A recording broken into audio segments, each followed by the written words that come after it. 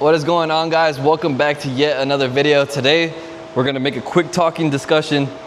I'm gonna make like a quick kind of like a filler video for you guys. Not really filler, but I want to know your guys' opinion, and I want to get a video out for you guys while I'm stuck at work.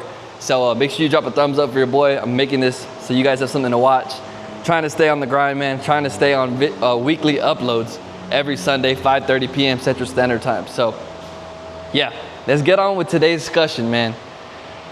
Should we stay or should we move on? So we are not moving on from the Coyote swap, if that's what you guys are thinking. We are moving on from NA. So hear me out, guys. I know some of you guys have already told me on Instagram, on YouTube, that you guys want to see what this thing will do at the track, 60 to 130 times, everything like that. As y'all know, the last video we just dropped our dyno numbers. If you want to go check that out, click that card right up here. Spoiler alert on the dyno numbers, the car put down 406 SAE, 420 standard correction. So there's no doubt in my mind that this car will go 11 seconds on a prep track with a something lower than a 2.0 60 foot. I guarantee you this car went 2.0 60 foot and the ET was 12.2 at 119. So I can guarantee you if we could get at least a 1.8 60 foot out of this car, the car will go 11 seconds in the quarter mile. It's no doubt in my mind. If it hooks, it will go 11 seconds. So with that being said, do you guys really want me to take it to the track, do all that, and see how far we can go into the 11s? Put my slicks on. Just want to show you guys that I'm not BSing you. I have all these parts right here. Ford Racing aluminum drive shaft. Right here, subframe connectors. We have our 0304 Cobra tank. We have our fuel tank gasket. So yeah, we have our tank. We have our fuel system on the way.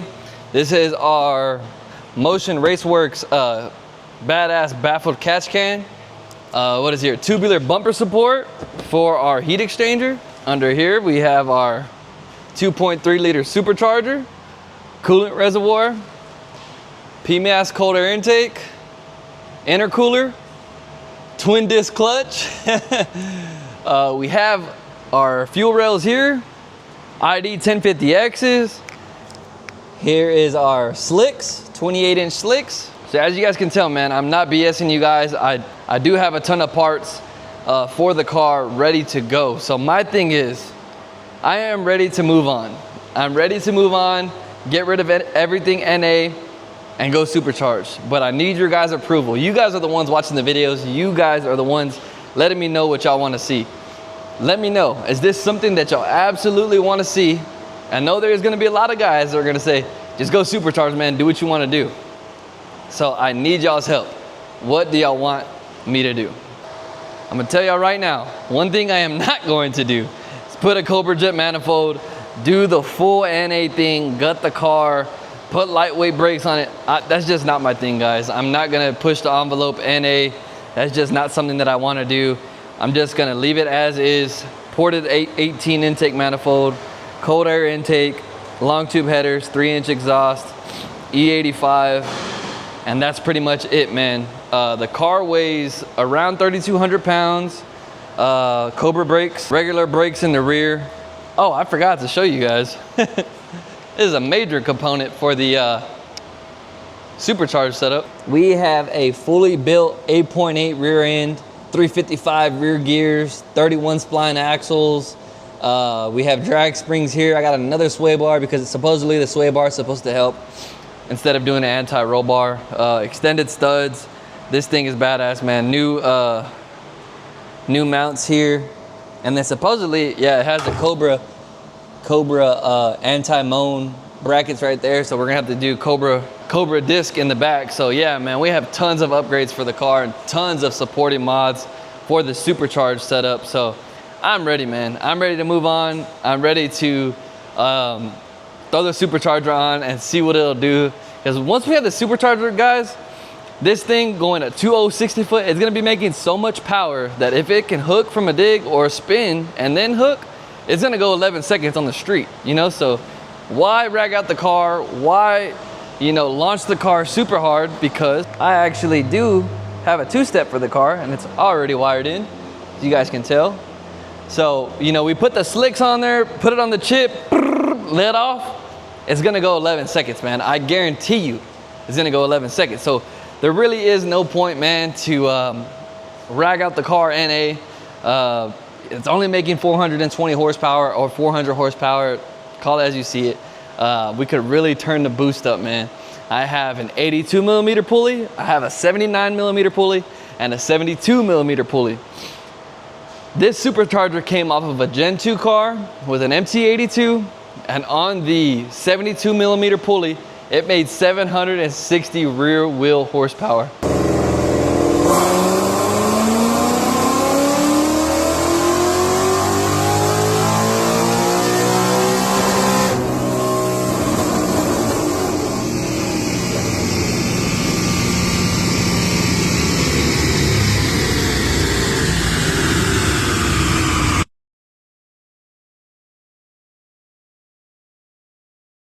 So I guarantee you this car is going to make over 700 wheel on that 70 millimeter pulley.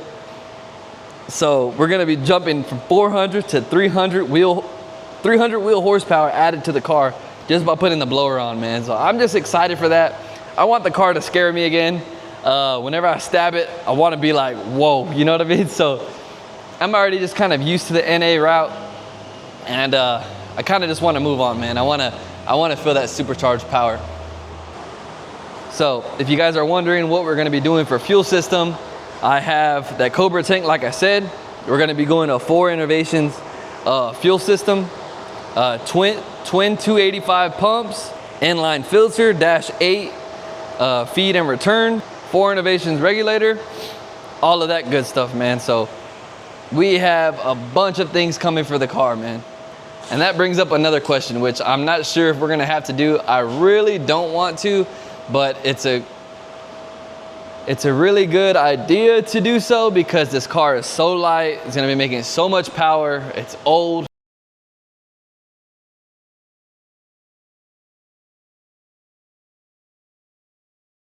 It's not as structurally sound as a new car. It's like these cars, you have to have a cage anything under 11 seconds. So I might have to put a cage in it, man. I really don't want to, just because it is my street car. I love driving this thing on the weekends. I don't want to have monkey bars all inside the cage. So, I mean, all inside the car. So that might be something that we have to do. I really am regretting that. So if we had to do some street stuff, you know, we might have to, but to be on the safe side, I might just do like a bolt-in cage. I really don't know, man. You guys are gonna have to help me with that one. But yeah, man, I kind of need y'all's help. Let me know what y'all want to do. I have all these parts sitting here, ready to go, ready to install, ready to party. This video today, man, is just reaching out to you guys. Let me know what y'all want to do, what y'all want to see, what would y'all want to see in the future, all of that stuff, man. I really need your guys' help. If you guys are new, I want to give y'all a quick rundown of the car. It's a 1996 Mustang GT, weld wheels, Cobra brakes in the front. It's a Gen 2 F-150 motor. Just put down 406 wheel horsepower on E85, tuned by Philip Belford Tuning out of Houston. Long tube headers, 3-inch exhaust, MagnaFlow mufflers, dumped. I do have 2016 Recaros in the car. It's a built stick shift from Hanlon Motorsports, built TR3650.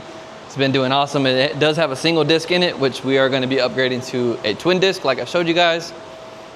So stock rear end, 373 gears, all of that stuff. So you guys might be wondering, why did I go to a built rear end? Well, I do plan on launching the car once it is supercharged. And it's one of those things, man, like this car has been taking a beating with that stock rear end. And not to mention the 373 gears is gonna be way too much gear for the supercharged setup. One, because the supercharged setup is gonna be making so much power, so much instant torque from that TVS.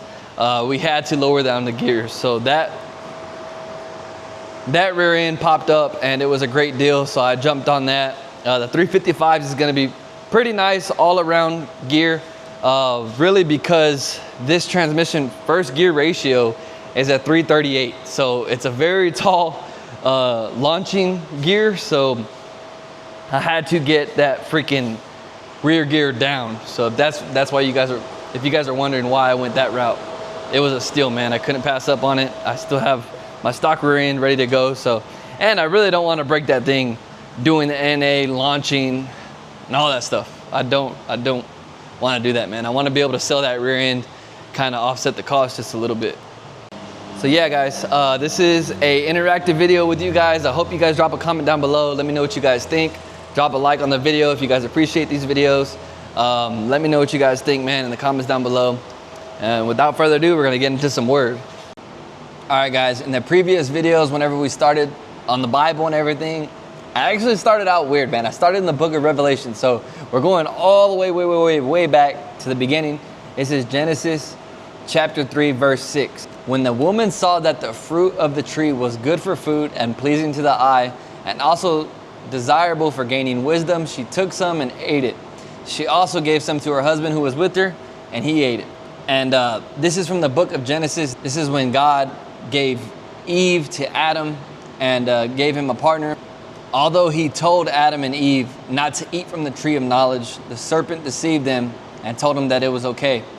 So although things do look good and beautiful in life, and it's okay for the body to eat or to consume, it is not always that way.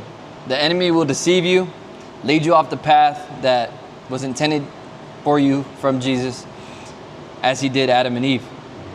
Yes, the Lord told them not to eat from the tree of knowledge, right? But you can also put that into perspective on everyday life. You know, like God tells us not to idolize these people, you know, comedians, famous people, all of that stuff. Just because something doesn't seem like it is that bad and we still do it anyways, we're still defying the Lord. Even though the Lord tells us not to, you know, we still do it. Even though the Lord told Adam and Eve not to eat from the tree of knowledge, they still did. And eating from the tree of knowledge is the reason why we are cursed with knowing what is good and what is evil. In the book of Genesis, right after they ate from the book of knowledge, the Lord showed up and Adam and Eve spread, and they were scared of the Lord, and they went to cover up because they were naked. The reason the Lord knew that they ate from the tree of knowledge when they weren't supposed to is because how did they know they were naked? They knew they were naked. They knew they were doing wrong because they ate from the tree of knowledge that the Lord told them not to. So it was a really good read, man. I'm glad that you know, it didn't start off slow. The Bible app does transcribe it pretty easily for me to understand. So I definitely recommend you guys trying it, man. I listened to it like an audiobook. It's freaking awesome, easy to understand. So that's something I just wanted to bring to you guys, man. A little prayer session. And I definitely appreciate you guys, all of y'all in the comments that are, you know, commending me and telling me to go on with this. Something that the Lord has placed on my heart for all these years. And I'm super happy and grateful that you guys appreciate it. And I will definitely keep on doing it, man. So without further ado, man, I hope you guys drop a like on this video. I hope you guys enjoyed the message. Hope you guys enjoyed all the plans that we have for the car. And please help me out, man. Let me know what I should do. See you guys on the next one, man. It's your boy ReyesBuilt. Peace out, man.